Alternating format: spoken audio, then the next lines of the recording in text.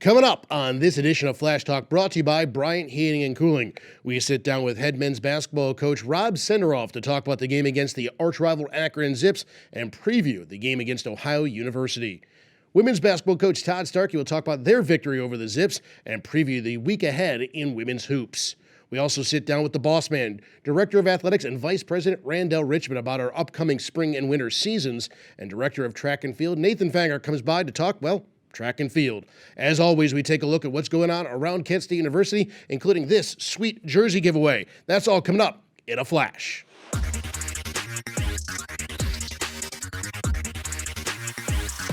Welcome back inside the GFTV studios. Flash Talk brought to you by Bryant Heating and Cooling. Dan Griffin alongside head men's basketball coach Rob Senderoff. And Coach, thanks for joining us on the set for the first time in conference season. Yeah, it's good to be here. Well, Coach, I know it wasn't the result you wanted on Friday night, but a tremendous, gritty effort, especially down the stretch there in a phenomenal college basketball environment. Yeah, the MAC Center was awesome. Our fans were fantastic, and obviously disappointed in how that game went against Akron, but proud of the resolve of the group. We certainly, the first half, didn't play well, but gave ourselves a chance there late and needed one more stop to give us a chance to tie the game and didn't get it. But can't say enough about the atmosphere here at the MAC Center, fans, students, from A to Z. It was unreal in a snowstorm, as we know, to see that game, and obviously disappointed in the result. But I think everybody who was at the game would say it was an unbelievable college basketball game. Like you mentioned, the resolve of the team. I thought you guys in that second half really did a great job of getting to the foul line, forcing Akron to foul, and then hit some big shots down the stretch. And Ty Freeman got, I think, white hot would be one word, a couple words to describe him. Yeah, we gave ourselves a chance.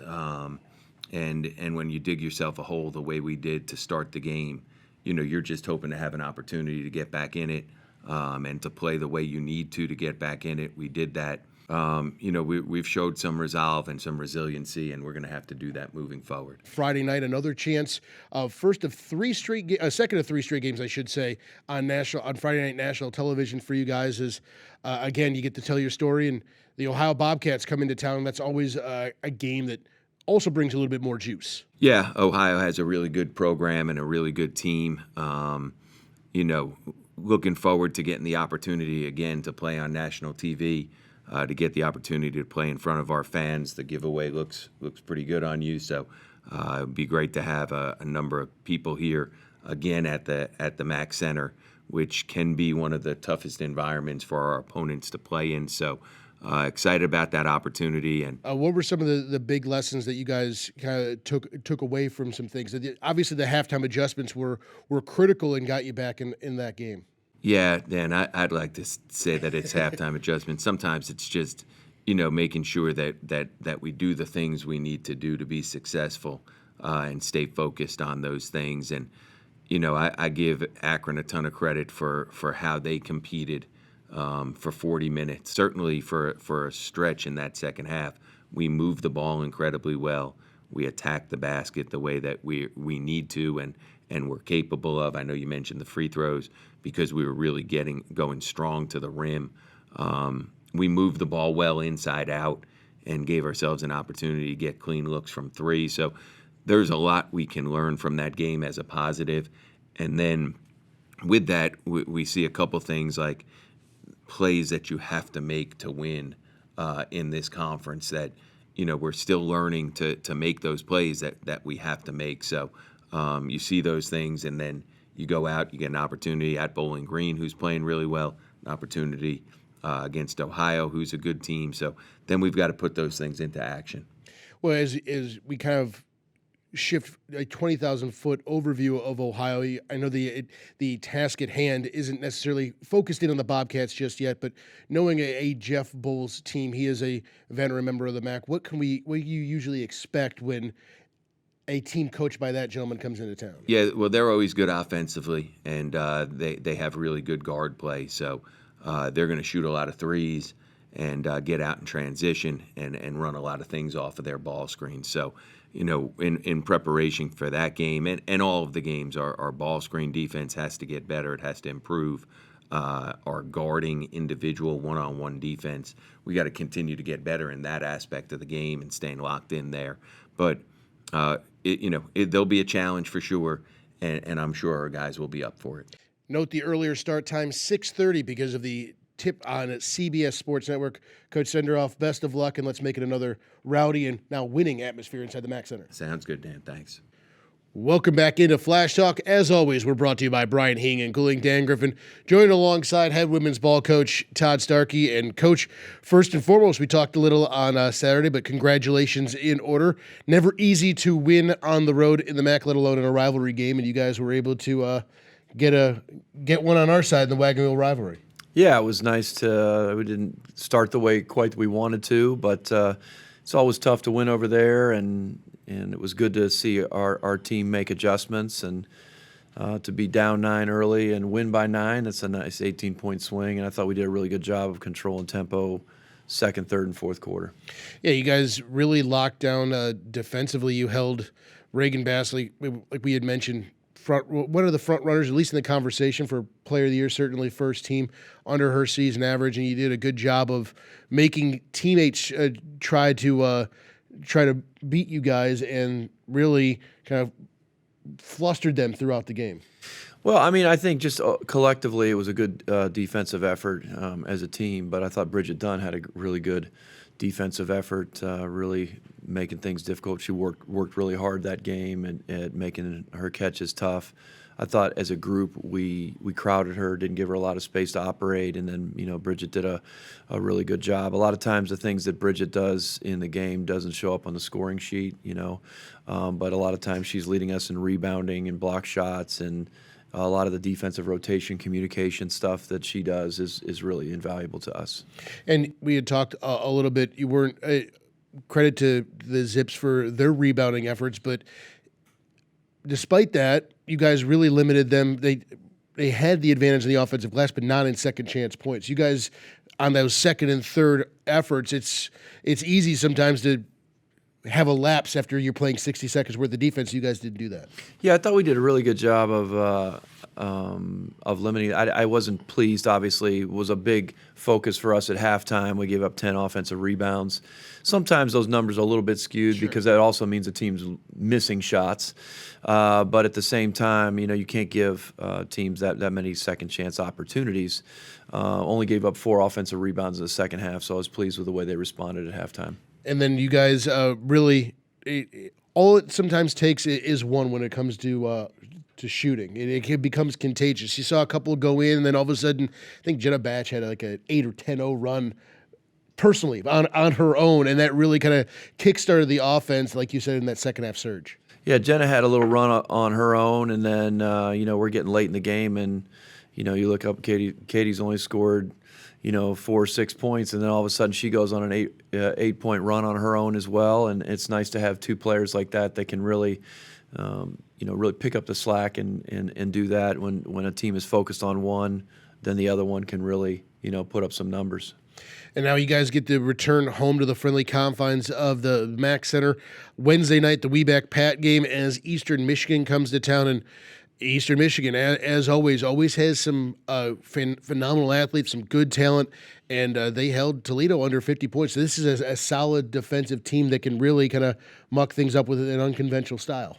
Yeah, no question. On the Weeback Pat game, obviously, I want everybody to wear purple if they can, and that's a cause that's near and dear to my heart. With my mom passing away from dementia and going through that, it's a terrible disease, and anything that we can do to support that cause and in raising money and awareness is important, obviously. But as far as Eastern goes, you're right. They're a very talented team, long, athletic, have the ability to really make you get out of character offensively, so to speak. And so we're going to have to like there's no teams in the league you can take lightly, and our job as coaches is to make sure we present that to our players. But our players, I feel like they have a healthy understanding of that as well. And Eastern Michigan's a dangerous opponent for sure. Like you said, there are no easy days in the Mid-American Conference because, like you said, any team all it takes is a night, and they can come up and the 12th seed can beat the 1 seed. We've seen that happen year after year, and that story keeps repeating itself for a reason. Yeah, for sure. I mean, I think we've had, obviously we have a lot of new coaches in the league this year. That's new, but the coaching in this league, the preparation, the scouting, the familiarity, all that type of thing leads to that type of atmosphere. Well, you mentioned first-year coaches. Saturday's opponent is Bowling Green. They're under a new coach as well, and they're off to a pretty strong start within the league. They've really kind of hit their stride as the conference play has gotten started. Yeah, I would say that Fred Cimino obviously has done a really nice job there, coming from South Carolina. But he also inherited probably the most stability in a program, a winning program, and they have some really nice returning players, backcourt players who can really shoot the basketball, an inside presence, and it's going to take our best effort for sure. So that's Wednesday night at 7, Tuesday afternoon at 2 o'clock. Let's talk next week about a couple more in that left-hand column. Sounds good. Go Flashes. Welcome back to Flash Talk. As always, we're brought to you by Bryant Heating and Cooling. Dan Griffin getting the privilege to share the desk with Vice President and Director of Intercollegiate Athletics, Randale L. Richmond. And, sir, welcome back.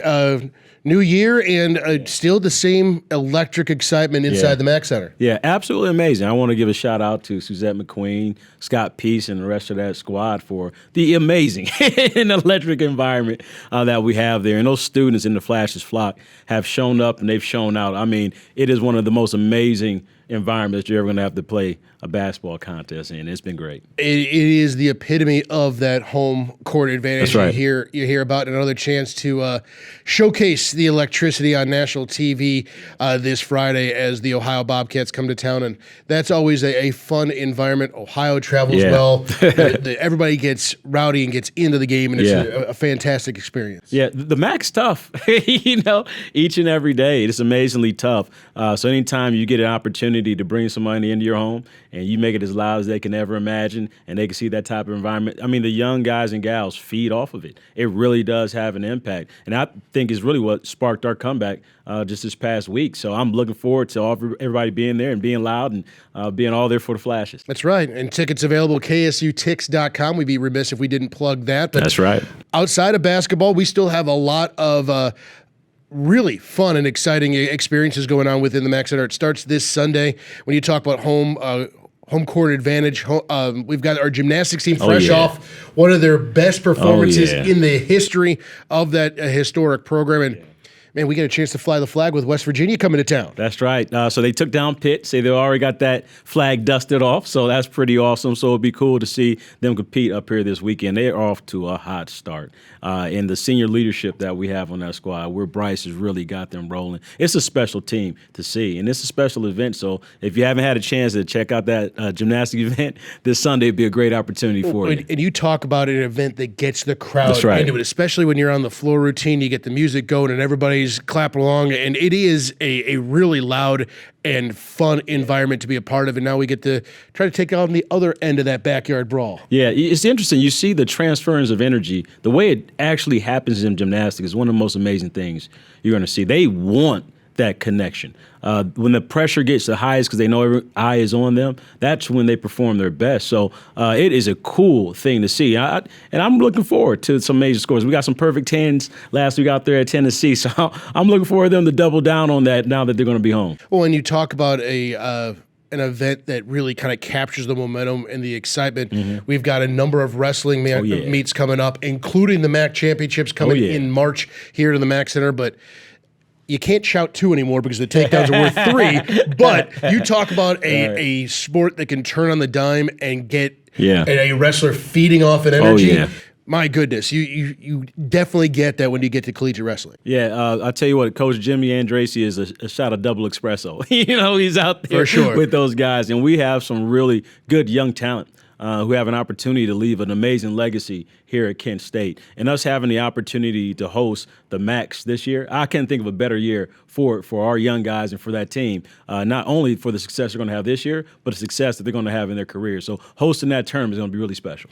Again, more information available at ksutix.com. Randale, you are obviously a champion for all the electricity going on there, and you're always at the forefront of it, leading the charge of the Flashes flock. So thank you for taking a few moments of your time. No, it's been great, brother. Appreciate you. Of course.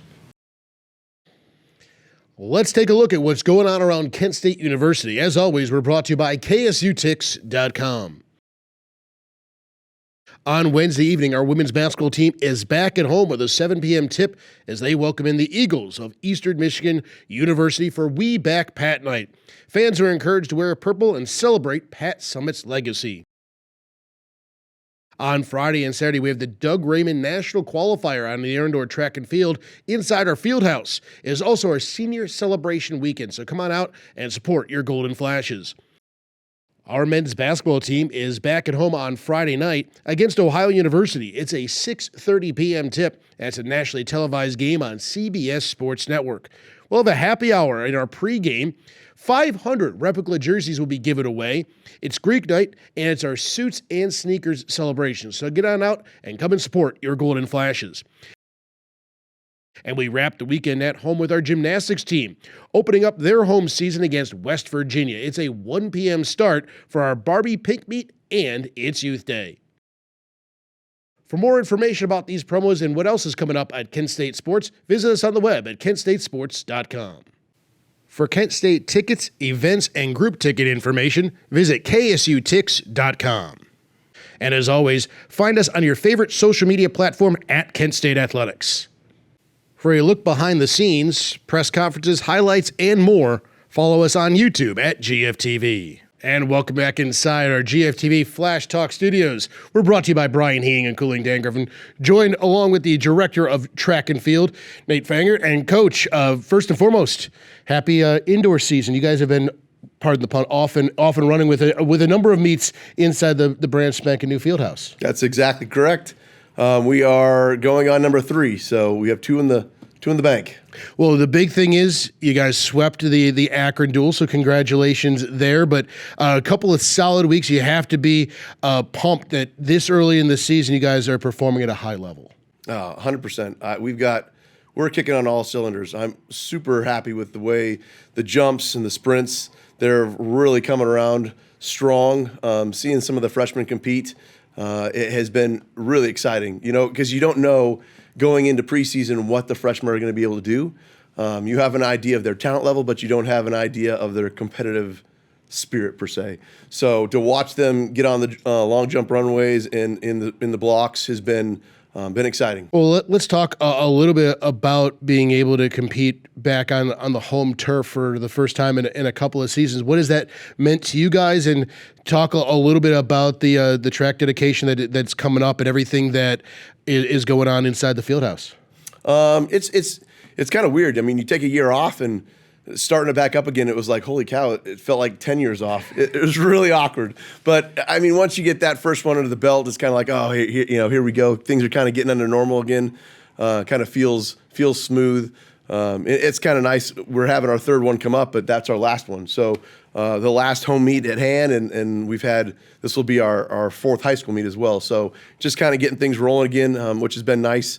But, it's just been fun for the athletes because you have some of those freshmen that came in last year and haven't got to compete at home, so they don't know what that feel is. So it's nice to get everybody on board. Every court across sport has kind of its own personality. Is that the same with track and field, where there's a little bit of nuances, you can kind of mark your feet a little bit better because it's what you've been practicing on the entire season, and maybe, like you said, there is that extra little advantage because it is a little bit more, even more so, second nature. Yeah, 100%. I mean, case in point for the long jump and triple jump, we have an elevated runway, which gives a little bit more bounce, a little bit more pop.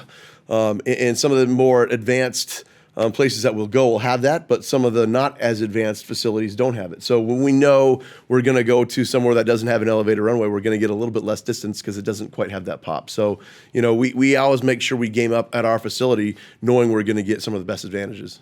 Well, you had alluded to it a little bit that this is the final chance for our fans to go and cheer you guys on the indoor track and field, but it also gives you guys a chance to properly send off your seniors. I know that in track and field you can play a little fast and loose on eligibility, redshirt some guys some years, and really kind of stack the deck, if you will. So talk a little bit about the senior class and what this group has meant to you over for some 5, maybe even 6 years with these COVID years still kind of lingering about. Right. It has definitely The past couple of years, because of the COVID years have been lingering about, is definitely a different feel in athletics in general, not just track and field, but it does make it extra special because you could have athletes that are graduating in 4 years, but some now 5 years and some now 6 years. And so it's just they've been able to hold on a little bit longer, and you grow a connection with these athletes deeper, right? They become more than just athletes. They become your friends. They become people that you can have solid conversations with. So it's exciting to be able to give them the opportunity to usher them out. And we've never really had a senior day in the time that I've been here. So to give them the honor to do a senior come out and take some pictures is exciting for them. It's going to be an awesome opportunity. Tell us a little bit about how fans can come out and cheer you guys on this weekend. I know it's a 2-day event. It's the Doug Raymond National Indoor Qualifier, or whatever the official name is. I think I hit all the key points there, but just talk a little bit about what to expect, who's competing, and what kind of atmosphere people are going to kind of be walking into. Well, on Friday, it starts early. It's a 10:30 start, but it's going to be the multis first. The multis will go till around 3 o'clock in the afternoon. And then from 3 to 5, 6 o'clock, that's when the rest of the events kick off. And the majority of the running will happen on Saturday. We do it a 2-day because we're really trying to cap a really good multi-event off. But you're going to get everything, a mix of everything this weekend. So come on out to the field house, give you a chance to send off the seniors in a proper way, and last chance to see you guys on the indoor track. Correct. Well, thank you very much. Let's hope for a proper and first senior send-off for you and your crew. I appreciate that. That's going to do it for this edition of Flash Talk. As always, we're brought to you by Bryant Heating and Cooling. Join us next week when we take another deep dive into the wonderful world of Kent State athletics. For all of us here inside the GFTV studios, this is Dan Griffin saying goodnight and go Flashes.